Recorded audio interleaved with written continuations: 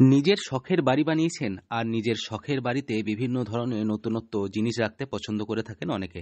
তবে সেটা যদি হয় ট্রেনের প্রতি ভালোবাসা বা ট্রেনের ইঞ্জিনের প্রতি ভালোবাসা, তাহলে বাড়িতে কিভাবে ট্রেন এনে রাখবেন? আশা করি এটা কখনোই সম্ভব নয়। আস্ত একটি ট্রেন তো আপনি নিজের বাড়িতে এসে রাখতে পারবেন না। তবে সেটাও সম্ভব। এমনটাই করে দেখিয়েছেন বীরভূমের বোলপুরের এক যুবক।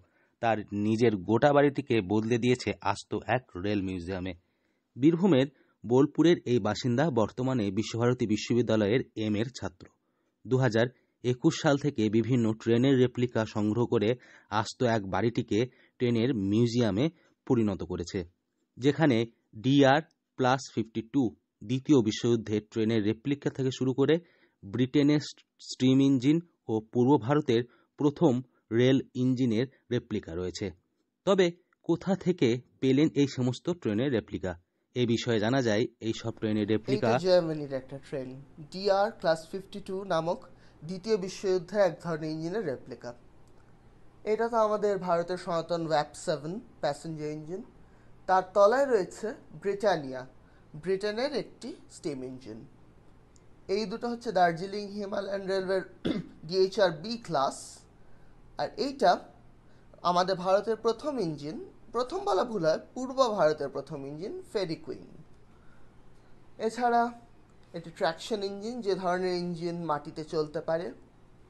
এইটি হচ্ছে ওরিয়েন্ট এক্সপ্রেস, যা ছিল কিনা আমাদের বিলেত থেকে ইস্তানবুল অবধি চলা এক ধরনের খুব লাক্সুরিয়াস ট্রেন, আমাদের দেশে প্যালেসন হুইলসের মতো অনেকটা। কখনো ইংল্যান্ড, কখনো জাপান, আবার কখনো অনলাইন মাধ্যমে অর্ডার দিয়ে নিয়ে আসা হয়েছে। শুধুই কি তাই, এর পাশাপাশি রয়েছে রেলের ল্যাম্প। যে ল্যাম্প কখনো রেলের গার্ডরা ব্যবহার করতেন, আবার কখনো রেল ইঞ্জিনের সামনে লাগানো থাকতো। এই সমস্ত রেলের টুকিটাকি জিনিস দিয়ে ভরে তুলেছেন গোটা ঘরটিকে। তবে হঠাৎ কেন এই সমস্ত জিনিস নিয়ে ইচ্ছা জাগতে শুরু করে বোলপুরের বাসিন্দা শ্রায়ন বোসের? তিনি জানান, ছোট থেকেই ট্রেনে ভ্রমণ করতে ভালোবাসেন তিনি। এছাড়া আরও নানান দেশ থেকে কালেক্ট করা হয়েছে। একদম ওইখানে দেখা যাবে একটা রেলের ল্যাম্প, যেটা আর কি রেলের গার্ডরা এবং কখনো কখনো ইঞ্জিনের সামনে লাগানো হতো। এই ট্রেনগুলি কোন কোন দেশ থেকে কিনে আনা হয়েছে বা কিভাবে পাওয়া হয়েছে বা কিভাবে এইগুলো কি এর জন্য কোনো রিসার্চ করা হয়েছে? এগুলো বেশিরভাগই আমরা দেখতে পাচ্ছি ভারত থেকে কেনা, কিন্তু কিছু কিছু আছে যেগুলো আমি বিদেশে যখন গেছি, ইংল্যান্ডে হোক জার্মানিতে হোক, তখন কেনা হয়েছিল। এছাড়া অনলাইনেও কিছু আনানো হয়েছে, যেগুলো নরওয়ে থেকে হোক কি অন্যান্য কোনো দেশ থেকে থেকে এসছে। আর এই নিয়ে ট্রেন নিয়ে যে কোনো রিসার্চ ওয়ার্ক রয়েছে আপনার? রিসার্চ ওয়ার্ক মানে আমি কিছু তথ্যচিত্র বানিয়েছি এই অবধি। আমি তো তথ্যচিত্র বানাতে খুব ভালোবাসি, তাই কয়েকটা নিয়ে বানিয়েছি এরকম। আর সেই থেকেই ট্রেনের বগি থেকে শুরু করে ট্রেনের ইঞ্জিন সম্পর্কে জানার আগ্রহ বাড়তে শুরু করে তার মনের মধ্যে।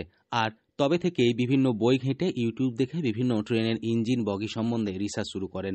যখন যে বগিটি, যে ইঞ্জিনটি রেলের ভালো লেগেছে, সেটি ভারতবর্ষের বিভিন্ন প্রান্ত থেকে রেপ্লিকা হিসাবে অর্ডার করে দিয়েছেন তিনি। বীরভূম থেকে Souvik die report, local 18 Bangla.